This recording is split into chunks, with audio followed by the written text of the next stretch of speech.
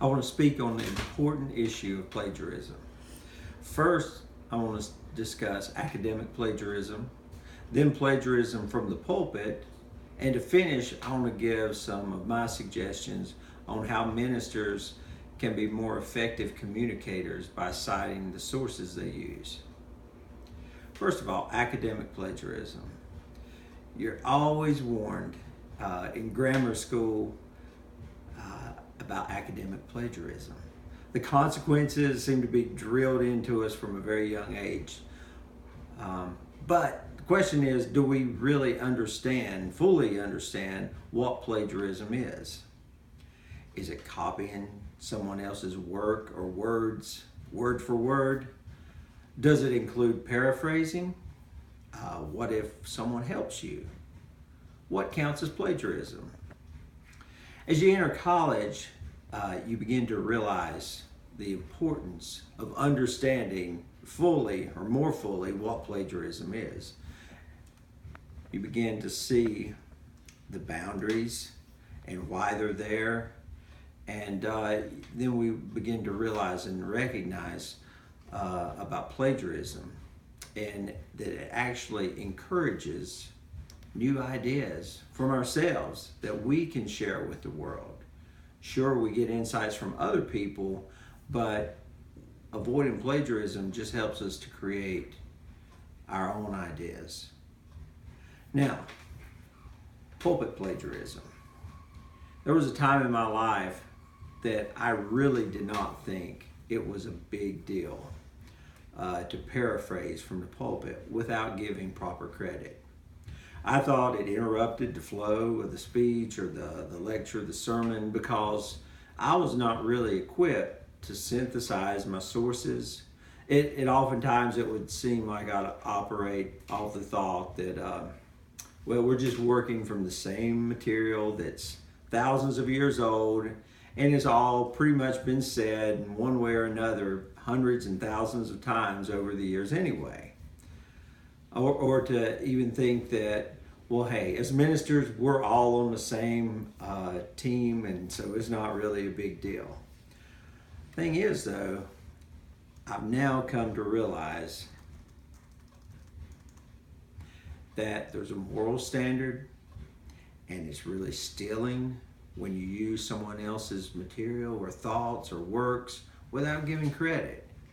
It actually discredits us when we do not cite something or someone that someone else has said. But it does give credibility to us when citing someone else, because it shows that we're studied, that we're prepared.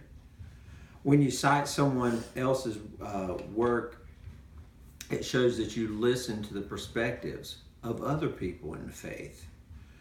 When you don't cite someone else, it feeds the mentality of, well, this is what I think about the passage, or this is how I feel about that passage, instead of the more important thing of looking for the truth of the passage and maybe what people have thought and debated on and given consideration to as the Spirit has enlightened other people through hundreds and thousands of years.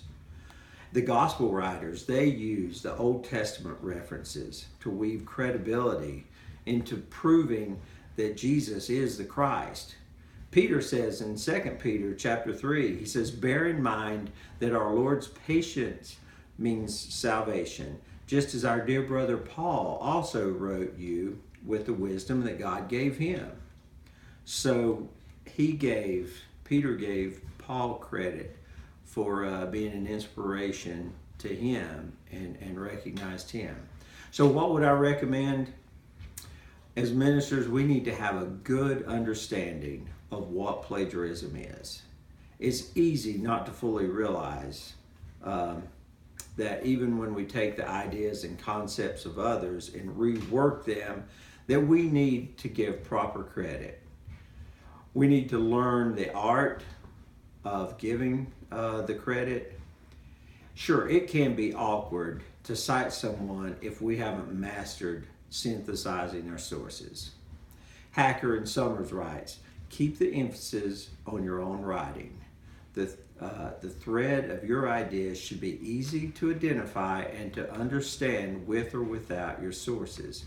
So it's our work, but we need to use the other inspiration that we get in ways that is clear and understandable, and it gives proper credit. So I just want to conclude by saying we've talked about the importance of understanding plagiarism and the boundaries of what it is and what plagiarism is not. Then we spoke of the credibility that you can build in the ministry by citing sources in your messages. Finally, I just suggest that we as pastors and teachers try to give good understanding of that we need to have a good understanding of what plagiarism is, and to learn the art of giving proper credit when we're teaching and speaking. I just want to thank you. I'm Jonathan Specht, and I hope this is helpful.